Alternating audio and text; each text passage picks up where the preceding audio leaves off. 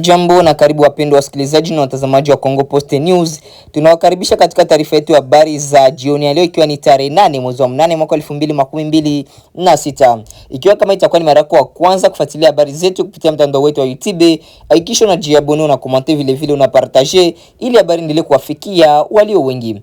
Wala unaweza kutuandikia kwenye namba ambayo inaendelea kuona kwenye video, kwenye picha, na ukatujuza unaendelea kutufuatilia ukiwa sehemu gani au maeneo gani, na hapo unaweza kutupatia maoni yako aiza mapendekezo yako. Langu jina ni Idi George Idi Elisha, nikiendelea kutangazia kupitia mtandao wetu wa YouTube Congo Post News. Karibu katika taarifa yetu ya habari, ambapo utapata kujua nini kinachoendelea mashariki mwa Jamhuri ya Kidemokrasia ya Kongo, vile vile pembe zote za dunia. Karibu tuendelee na habari za mashariki mwa Jamhuri ya Kidemokrasia ya Kongo, ambako taarifa zinazosambazwa kwenye mitandao ya kijamii zinazodai kwamba kiongozi wa Zalendo katika jimbo la Kivu Kusini William Amuri Kutumba amefariki dunia zimekanushwa na ni za uongo. Katika siku za karibuni, baadhi ya akaunti zinazohusishwa na propaganda za upande wa M23 zilisambaza madai kwamba Kutumba, ambaye anayejulikana kama mratibu wa Zalendo katika mkoa wa Kivu Kusini, alikuwa ameuawa au kufariki. Hata hivyo, ushahidi wa hivi karibuni unaonyesha hali tofauti kabisa. Ijumaa tarehe 7 mwezi wa 8 mwaka 2026, William Amuri Kutumba alionekana kwenye video akiwa pamoja na wanajeshi wa FARDC wakati wa operation iliyolenga kuondoa vizuizi vya barabarani vilivyokuwa vimeweka kwenye barabara ya taifa ya route numero 5 inayounganisha maeneo ya Uvira na Baraka. Kuonekana kwake hadharani katika operation hiyo kupingana moja kwa moja na taarifa zilizokuwa zikidai kwamba amefariki. Operation hiyo haikuwa tukio la kawaida tu, bali ilifuatia uamuzi wa Baraza la Usalama la Mkoa wa Kivu Kusini uliokutana tarehe 4 mwezi wa 8 mwaka 2026. Katika kikao hicho alikuwepo pia kamanda wa mkoa wa 33, yani komanda wa 33e region wa kijeshi General Dunia Kashindi Fabien. Lengo la hatua hiyo ilikuwa ni kurejesha utaratibu kwenye barabara ya route numero 5, hasa kwa kuondoa vizuizi vilivyokuwa vimewekwa na makundi mbalimbali, hali ambayo iliweza kuathiri usafiri wa raia na shughuli za kiuchumi katika eneo hilo. Kwa hiyo katika swala hili kuna tofauti kubwa kati ya madai yaliyosambazwa kwenye mitandao ya kijamii na ushahidi wa hivi karibuni unaonekana kuthibitisha kwamba Kutumba alikuwa bado yupo hai hadi sasa. Hii ni mfano mwingine wa namna ambavyo taarifa zisizothibitishwa zinaweza kutumika katika mazingira ya vita na migogoro. Taarifa kuhusu vifo vya viongozi au makamanda mara nyingi huenea haraka, hasa kupitia mitandao ya kijamii kabla mamlaka au vyanzo uhuru kuthibitisha ukweli wake. Kwa tukio hili, ushahidi wa video unamuonyesha William Amuri Kutumba akishiriki katika operation pamoja na FARDC unatilia shaka kubwa madai ya kifo chake. Kwa hiyo hitimisho la uchunguzi huu wa ukweli ni kwamba taarifa zinazodai kwamba William Amuri Kutumba amefariki dunia ni za uongo kabisa. Taarifa za hivi karibuni zaidi inayopatikana inamuonyesha akiwa hai na anashiriki katika operation ya kuondoa vizuizi kwenye barabara ya route numero 5 kati ya Uvira na Baraka.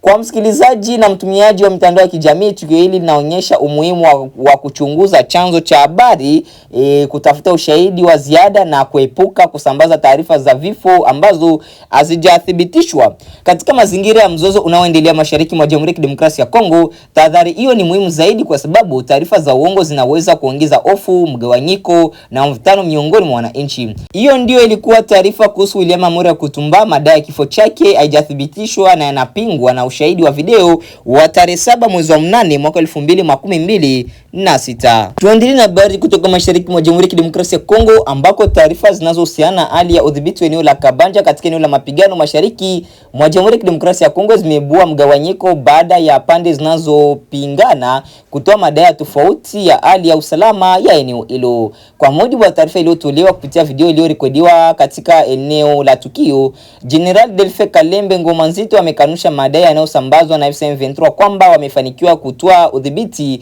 wa eneo la Kabanja. Katika video hiyo, Jenerali Ngoma Nzito ameonekana akiwa amezungukwa na maafisa pamoja na wapiganaji wake. Katika ujumbe wake amesisitiza kwamba vikosi vilivyo chini ya uongozi wake bado vinadhibiti kikamilifu makao makuu yaliyopo huko Kabanja. Kauli hiyo inakuja wakati ambako taarifa kutoka upande wa M23 zilidai kwamba eneo la Kabanja limeanguka chini ya udhibiti wao. Hata hivyo, kwa mujibu wa Jenerali Ngoma Nzito, madai hayo hayana ukweli na hali ya uwanja wa mapambano ni tofauti na inavyoelezwa kwa upande huo.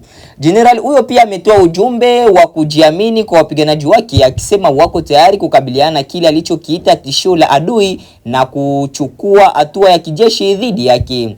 Hata hivyo, ni muhimu kutambua kwamba taarifa hizi zinatoka katika mazingira ya mzozo ambako pande zinazopigana mara nyingi hutoa maelezo yanayotofautiana kuhusu maeneo ya udhibiti.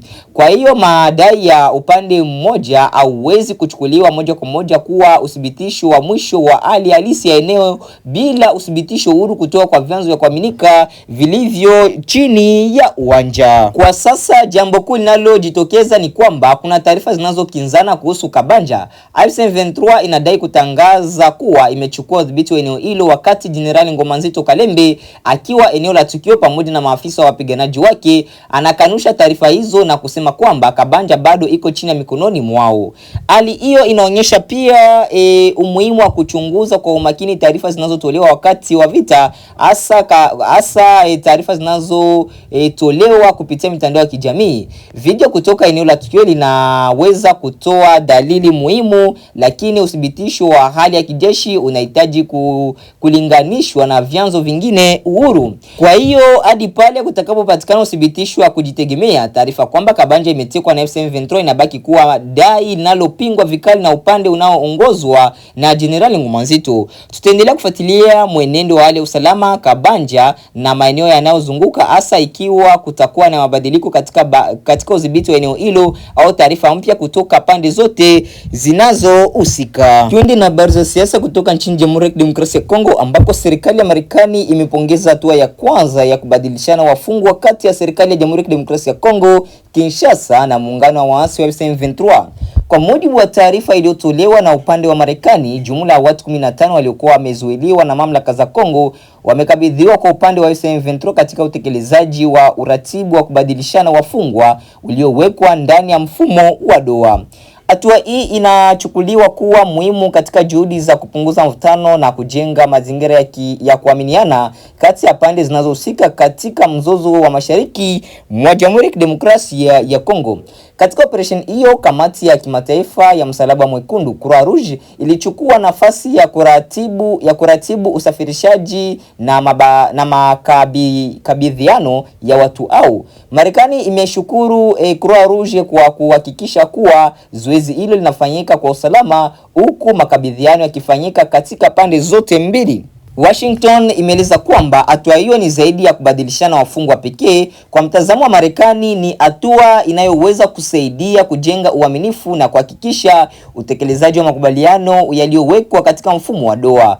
Mfumo huo wa Doha unalenga kuweka njia mazungumzo na hatua za kujenga uaminifu kati ya serikali ya Kinshasa na M23 katika wakati ambako hali ya usalama mashariki mwa Jamhuri ya Kidemokrasia ya Kongo ikiendelea kuwa vibaya. Marekani pia imeipongeza Qatar ambayo pamoja na Croix Rouge ambayo imehusika katika kusaidia mchakato huu. Washington imezitaka pande zote zinazohusika kuendelea na mchakato huo na kuheshimu hatua zinazokubaliwa. Hatua hiyo ya kubadilishana wafungwa 15 inapaswa kuonekana kama hatua ya mwanzo na si mwisho wa mchakato wa amani. Mafanikio yake yanategemea iwapo pande zote zitaendelea kutekeleza ahadi zao, kuimarisha mawasiliano na kuchukua hatua nyingine za kujenga uaminifu. Kwa wakazi wa mashariki mwa Jamhuri ya Kidemokrasia ya Kongo, kinachotarajiwa zaidi ni kuona hatua hizi za kidiplomasia zinasaidia kupunguza mapigano, kulinda raia na kuweka mazingira ya kurejea kwa amani ya kudumu. Kwa sasa Washington inatoa ujumbe kwamba utekelezaji wa makubaliano ya Doha unapaswa kuendelea, huku Qatar na Croix Rouge zikiendelea kusaidia pande hizo mbili katika utekelezaji wa taratibu zinazokubaliwa. Kwa ufupi, makabidhiano ya wafungwa 15 yamekuwa ishara ya kwanza muhimu ya utekelezaji wa utaratibu wa kubadilishana wafungwa kati ya Kinshasa na M23, na Marekani inaiona hatua hiyo kama fursa ya kuimarisha uaminifu na kusukuma mbele mchakato wa amani. Tuendelee na habari za mashariki mwa Jamhuri ya Kidemokrasia ya Kongo, ambako mzozo wa mashariki mwa DRC unaendelea kuibua changamoto katika sekta ya elimu baada ya muungano wa AFC M23, Twirwaneho na Red Tabara kutangaza hatua mpya kuhusu uendeshaji wa taasisi za elimu juu ya vyuo vikuu katika maeneo yaliyo chini ya udhibiti wake.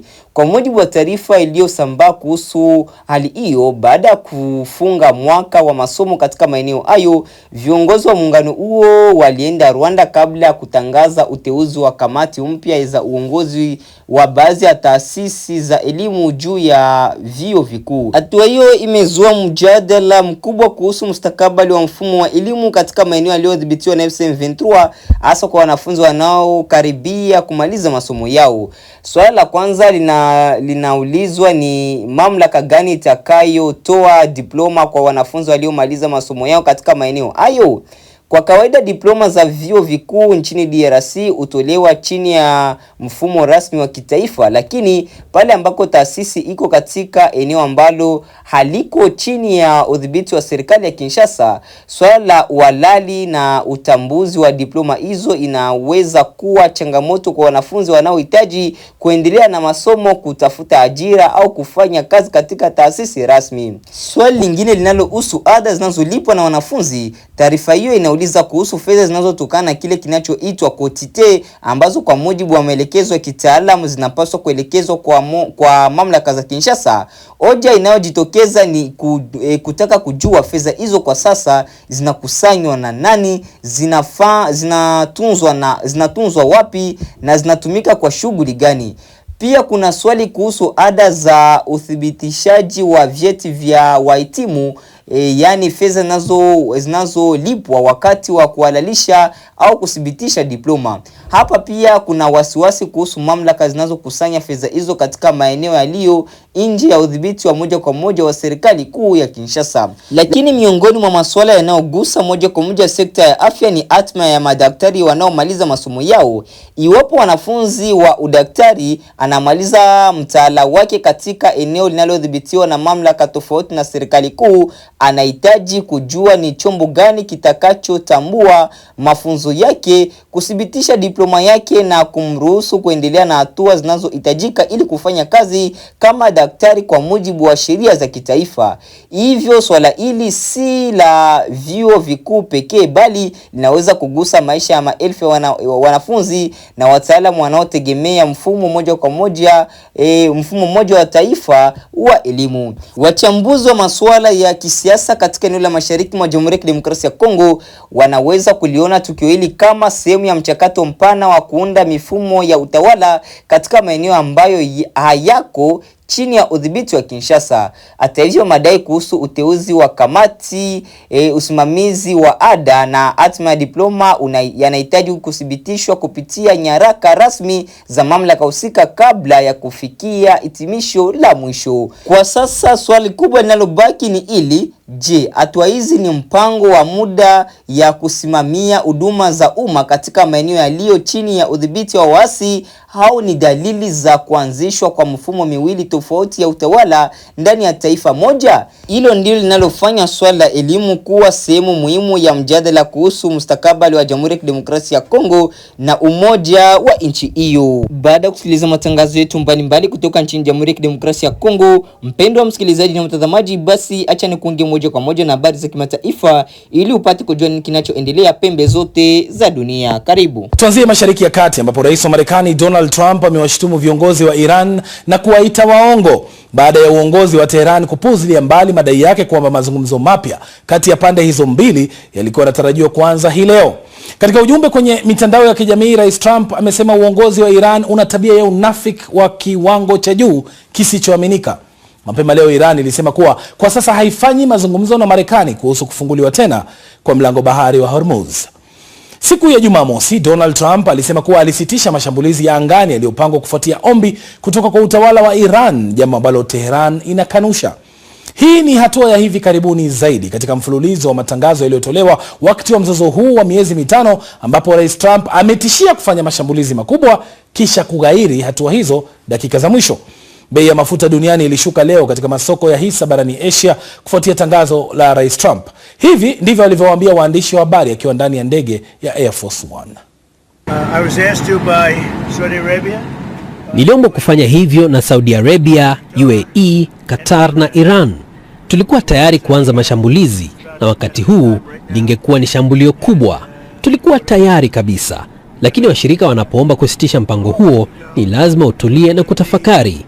Na nadhani sababu yao kuomba hivyo ni kwamba kuna makubaliano yaliyoafikiwa. Kuna makubaliano kuhusu Hormuz na kisha kutakuwa na makubaliano kuhusu swala la nyuklia, au unaweza kuita hatua ya kuondolea Iran uwezo wa kinyuklia. Mimi huita hivyo na tunashikilia msimamo huo. Tutaona kitakachotokea. Tunaweza kufanya hivyo wakati wowote tunapotaka. Lakini tumeombwa na makundi makuu matatu na hata Iran pia inatuomba sana. Walisema tungependa kufanya makubaliano.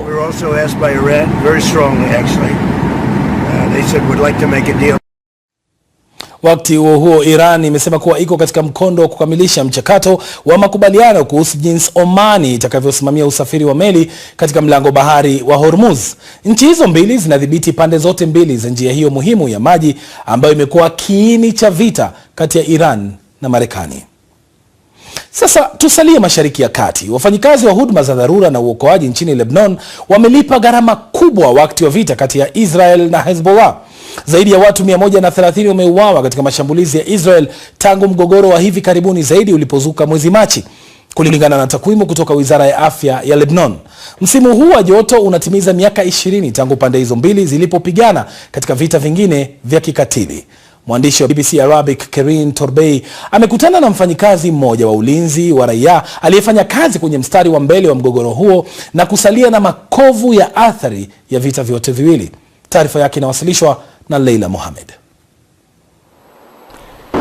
Kati ya mwaka 2006 na 2026 ni miaka 20 ambapo vita vitatu vilivyoleta maafa makubwa kati ya Hezbollah na Israel na majanga na hofu zinazojirudia. Mnamo tarehe 12 Julai mwaka 2006, vita vilianza nchini Lebanon baada ya Hezbollah kuua na kumkamata wanajeshi wa Israel kwa lengo la kubadilishana na wafungwa wa Lebanon na Kiarabu walioshikiliwa na Israel. Wakati huo Ali Safi al-Din alikuwa na umri wa miaka 19 akijitolea kusaidia katika idara ya ulinzi wa raia mjini Taya, ambapo raia walikuwa wamekimbilia kukwepa vita. Miongoni mwao walikuwa mke wake na binti yake Lynn. Katika siku ya 4 ya vita hivyo, jeshi la Israeli lilishambulia kwa mabomu jengo lililokuwa na kituo cha ulinzi wa raia mjini. Ilisema wakati huo kuwa lilikuwa likilenga kituo cha Hezbollah mjini humo. Ali anasisitiza kuwa jengo hilo lilikuwa na wafanyakazi wa ulinzi wa raia na raia pekee. Nilimkuta binti yangu akiwa mikononi mwa mama yake. Kifaa cha bomu kilimpa mke wangu jeraha la mkononi. Ulionekana kama vile umekatika. Kipande kingine cha bomu kilimpiga binti yangu shingoni. Wote wawili walikuwa wameungua. Nilimbeba binti yangu. Bado alikuwa anapumua. Alikuwa amepata majeraha makubwa sana. Lynn hakunusurika. Angekuwa na umri wa miaka 21 sasa. Miaka 20 baadaye, Ali amepata msiba mwingine wenye maumivu makubwa katika vita vingine kati ya Hezbollah na Israel. Yote yalianza mnamo mwaka 2023 wakati Hezbollah ikionyesha kuunga mkono Gaza. Kusitishwa kwa mapigano kulifikiwa mnamo mwaka 2024, lakini Israel iliendelea kushambulia nchini Lebanon. Kisha mnamo Machi mwaka 2026, Hezbollah ilirusha roketi kuelekea kaskazini mwa Israel kama jibu la mashambulizi ya Israel na kulipiza kisasi cha kuuawa kwa kiongozi mkuu wa Iran. Kufikia wakati huu, Ali alikuwa amepanda ngazi na kuwa mkurugenzi wa kituo cha ulinzi wa raia mjini Taya. Mwishoni mwa mwezi Aprili, aliondoka kwenda kwenye uokoaji pamoja na wafanyakazi wengine wa dharura wa timu yake kufuatia shambulio la Israel kusini mwa nchi. walimtoa mwathirika wa kwanza, kisha shambulio jingine la Israeli likapiga eneo hilo na kuua wafanyakazi watatu wa dharura waliokuwa na Ali. Tulifanikiwa kumtoa mtu aliyejeruhiwa. Tulipokuwa tukimbeba, Hadi na Hassan waliniambia, nenda ukalete gari la wagonjwa hapa karibu. Niliwatazama na kuacha wakimbeba mtu huyo aliyejeruhiwa na nikaenda kuchukua gari la wagonjwa. Nilifika na kuingia kwenye gari hilo. Nilitazama nyuma kupitia kioo cha gari. Mara ghafla niliona giza tupu na weusi. Kombora lilishuka na kupiga katikati ya kitanda cha kubebea wagonjwa. Ikawa ndiyo hivyo. Kila kitu kiliishia hapo. Jeshi la Israeli lilisema lilikuwa linamshambulia kamanda wa Hezbollah aliyekuwa akifanya kazi karibu na wanajeshi bila kutoa ushahidi. Miaka 20 tangu mwaka 2006, silaha zimekuwa za kisasa zaidi na hofu zinazoleta ni vigumu hata kufikiria. Vita ni vita, lakini kuna tofauti kubwa kati ya mwaka 2006 na mwaka 2026. Mashambulizi ya vita hivi hayaelezeki. Roketi za sasa hazielezeki, zina nguvu kubwa sana. Maumivu aliyopata Ali ni ishara tu ya mateso ambayo raia wengine nchini kote wanayapitia katika vizazi kadhaa. Katika muda wa siku 10 zijazo, taifa la Zambia litashiriki uchaguzi mkuu ambao kwa sasa umefuatiliwa kwa karibu sana na wengi nchini humo. Rais wa sasa Hakainde Hichilema aliyeonekana kama atarejea madarakani kwa urais hapo awali, sasa anakabiliwa na kibarua kigumu kutoka kwa upinzani ambao umeungana dhidi yake. Mpinzani wake mkuu ni Brian Mundubile, wakili na mbunge ambaye kwa sasa anawania urais kupitia tikiti ya muungano wa vyama vya upinzani. Mundubile ambaye hakuwa na umaarufu mkubwa sana hapo awali, kwa sasa ndiye mgombea anayewakilisha upinzani ambao awali ulikuwa umegawanyika. Muungano huo ni wa wafuasi waliosalia wa chama kilichotawala awali cha Patriotic Front na vyama vingine vidogo. Kiongozi huyo amekuwa akiwavutia watu wengi katika mikutano yake ya kisiasa, akiendeleza ujumbe wa kupunguza gharama ya juu ya maisha, ukosefu wa ajira na kile anachokitaja kama maboresho yasiyotosha kwa maisha ya kila siku ya raia wa Zambia, japo kumekuwa na udhibiti wa kiasi kidogo tu wa uchumi chini ya serikali iliyopo madarakani kwa sasa. Mwandishi wa BBC Ndigi Ndaba Jona Buyoya amezungumza na Mundubile na kumuuliza kwa nini ana umaarufu mkubwa. High poverty levels. Viwango vya juu vya umaskini na sheria zinazowakandamiza watu ambazo serikali ya sasa imepitisha ndizo sababu ambazo zimefanya raia kuwa na ugumu wa kuwasiliana. Kwa hivyo, ujumbe tunaopata ni kwamba watu wanahisi kwamba tunawapa uhuru, wanauita uhuru wa pili wa taifa. Hapo mwanzoni tulidhani kwamba tunakabiliana na hali ya umaskini peke yake, lakini sasa inaonekana kwamba sheria zinazokandamiza watu zina athari kubwa kwa uhuru wa watu na haki za raia. Je, unafikiri wewe ndiyo kiongozi sahihi wa kushughulikia masuala haya, ikizingatiwa kuwa ulikuwa waziri katika serikali iliyopita ambayo raia wa Zambia waliondoa madarakani hasa kutokana na mambo hayo unayozungumzia sasa? Raia wa Zambia walikuwa na wasiwasi kuhusu uhuru nchini kutokana na taasisi za umma kuingiliwa na wanachama wa chama chako waliokuwa na tabia za vurugu. Pia walilalamikia gharama za maisha, mfumuko wa bei ulikuwa juu sana wakati wa utawala wenu. Hivyo basi, kwa nini unasema wewe ni mbadala mwafaka? Naam, kwanza tofauti nilionayo mimi kama Brian Mundubile ni kuwa ninaipenda Zambia na ninawapenda raia wa Zambia. Ukitazama manifesto ya chama chetu inaangazia raia na pia wanawake na vijana, tunawatoa pembeni na kuwafanya kuwa kipaumbele cha sera yetu ya mabadiliko ya kiuchumi, na tunawafanya vijana wawe wasimamizi wa mabadiliko ya kiuchumi. Hakika, mapenzi haya ulionayo kwa nchi hayawezi kutosha kushughulikia matatizo ya Zambia. Matatizo ambayo haukuyashughulikia ulipopewa fursa ya kuhudumu. Ukiangalia jinsi tulivyoendesha shughuli zetu Wakati tulipokuwa serikalini, kwanza tulikuwa na msimamo wazi kuhusu yale tuliyotaka kuwafanyia wananchi maskini. Kwa hakika, tulitekeleza sera zinazowajali maskini, tukianza kwa kuwekeza katika miundombinu muhimu ya msingi. Ingawa ilionekana kana kwamba tulikuwa tukishughulikia miradi mikubwa, lengo letu hasa lilikuwa kuwasaidia maskini. Hata hivyo, sasa tunahitaji kuwekeza ili kujenga viwanda, na pindi tutakapokuwa na viwanda, tutatengeneza ajira. Hiyo ndiyo njia pekee tutakayoweza kupambana na umaskini. Nani hapo ndipo tunapohitimisha matangazo yetu ya habari za siku ya leo, ikiwa ni tarehe 8 mwezi wa 8 mwaka 2026. Asante sana mpendwa msikilizaji na mtazamaji kwa kuungana nasi paka mwisho. Basi tukutane katika taarifa yetu ya habari za kesho na saa 11 ya asubuhi na dakika 45. Asante.